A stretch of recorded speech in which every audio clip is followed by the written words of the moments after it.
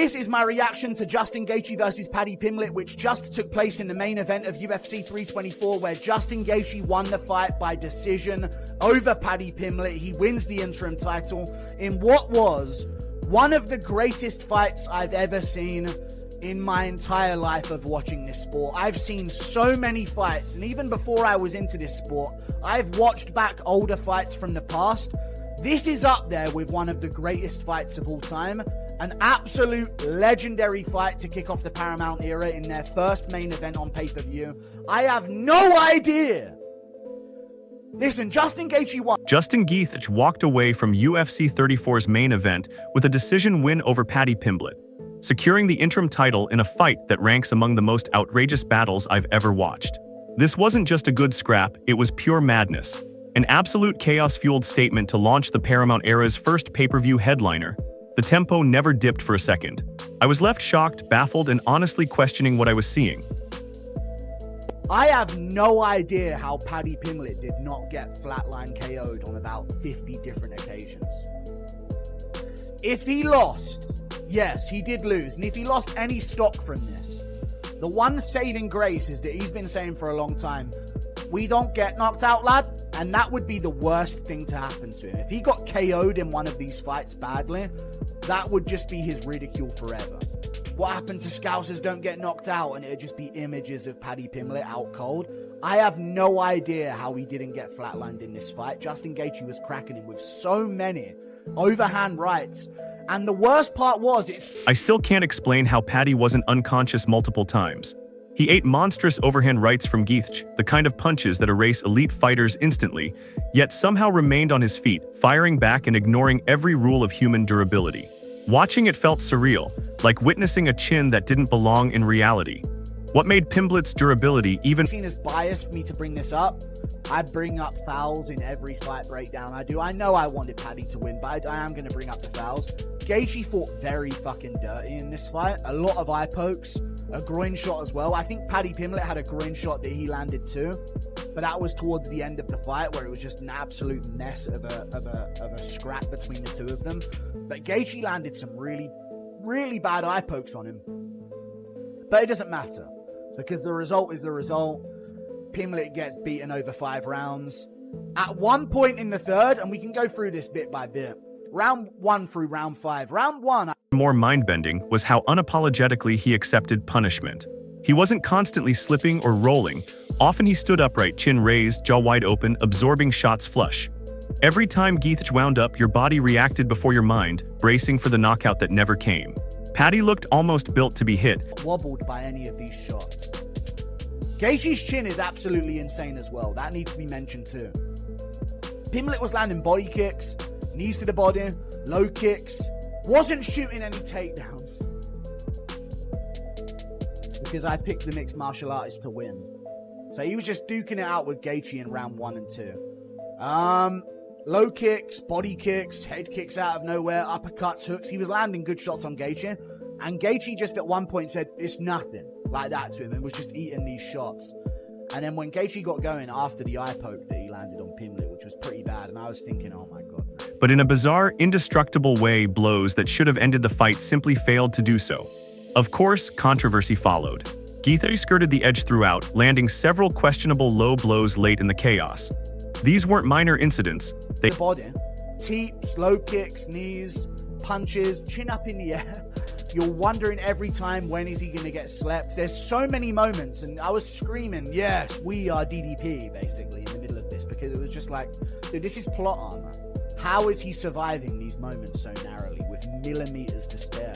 Gaethje swinging these overhooks. And it's not even like Pimblett was landing and then weaving and then, you know, like coolly slipping out of the way of these shots.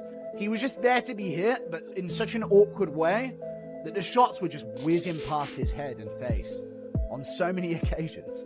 I really thought this is it. It happened at pivotal moments, interrupting momentum in an already unhinged contest. Early in the fight, there was a stretch that completely threw me. Gaethje appeared hesitant, and Pimblett seized the moment, ripping sharp body shots. For a brief window, it genuinely felt like Paddy might pull off the unthinkable. My entire focus shifted to the possibility that Pimblett was actually about to beat Gaethje. Against the cage in round 2, And then Gaethje cracks him with an overhand and drops him really bad in round 2. And it should be mentioned, a lot of the damage on Pimblett came from that moment. Amazing performance from Gaethje. Turned back the clock. I thought Pimblett was going to win. Don't get me wrong. But he did thumb him in the eye, and Goddard did nothing about it, even though he warned him about the eye poke before. Thumbed him in the eye and then cracked him with a right hand that dropped him after that, and Pimblett then proceeded to really badly beat the shit out of Pimblett on the ground with ground and pound for about a minute straight. I think round 2 could be scored a 10-8, so even if you took a point... That unexpected opening instantly set the tone, violent, frantic, and unforgiving. Even as Paddy cracked him with heavy leg kicks, digging body shots, and surprise head kicks from nowhere, Gaethje marched forward. He absorbed the punishment as if he were hardening himself against it. The same version, but if he lands this on other fighters, they are going out. We've seen it. We've seen other fighters get put out by that. But this is like Ferguson level chin, prime Ferguson level chin from Paddy Pimblett. Hopefully he doesn't have a similar trajectory after the Gaethje fight, but he was eating some heaters off of Gaethje in round 4. Still landing his own back and having some good moments, but this is when it started to go bad. Like he would have a moment, then slip, end up on bottom. Gaethje's on top in that north-south, punching him in the head over and over again. Round 5, Gaethje won the 5th maybe, looking back at these stats, but Pimblett kind of had him wobbled at one point in the round, so I think that could maybe sway it a little bit, but one judge... Refusing to react or flinch. Guard high, chin granite, he welcomed everything Pimblett offered. Then came a brutal eye poke that temporarily stopped the action, and instantly my thoughts went to previous controversial title moments involving British fighters. But Pimblett, eyes locked in and unshaken, pressed on. I still can't believe what I watched. When I compare this to other great fights in UFC history, Gustafsson gets, that was a shit fight for 3 rounds. Then it was 4th round, Gustafsson was doing good, and then he gets wobbled by the really good ending of the 4th round. And then round 5 was a decent round as well. But this comparable stuff, but with more chaos on the feet in terms of the shots they were landing on each other. Non-stop violence, because these weren't like tappy shots that they were landing on each other, you know? It wasn't like 27 only to be rocked again moments later. That sequence perfectly summed up Gaethje's cruelty and Paddy's refusal to break. After the eye poke, Gaethje flipped a switch. He flattened Pimblett in round 2 with a savage overhand right and followed it with a relentless ground and pound assault that lasted nearly a minute. The round was scored 10-8, a crushing blow that made victory nearly impossible for Paddy unless he found a finish. What followed bordered on the unbelievable. Pimblett absorbed horrifying shots to the head, somehow recovered, stood back up, and immediately returned fire as if his brain hadn't just been rattled. His escapes were microscopic, leaving me shouting at the screen, stunned that anyone could survive that kind of sustained violence. As the fight unfolded, Ilia Topuria was impossible to ignore. The reckless exchanges, the constant chin checks, the madness of it all, it felt like the exact type of war Ilia would crave. That comparison only amplified how insane this bout truly was. Then came round 3 and everything shifted. Against all logic, Pimblett found another gear and began taking over. He outworked Gaethje, landing with accuracy and volume. For a moment, I was convinced Paddy was about to steal the fight with a TKO. His pressure never relented, crisp jabs, thudding body shots, slicing leg kicks. Gaethje started to wobble, visibly losing balance as the damage stacked up. Paddy's surge was one of the most thrilling comebacks I've ever seen inside an already unhinged fight. Right as Pimblett was building unstoppable momentum, a flying knee accidentally landed low, forcing another pause. It momentarily slowed his charge, but even then he closed the round strong, showing composure and mental toughness despite the interruption. Gaethje, the embodiment of grit, adjusted again in round 4. He found his jab, and once that landed, the overhand right followed. Still, the same question lingered: how was Paddy still conscious? Gaethje cracked him with 3 massive overhands in succession. Any one of them would have slept most fighters.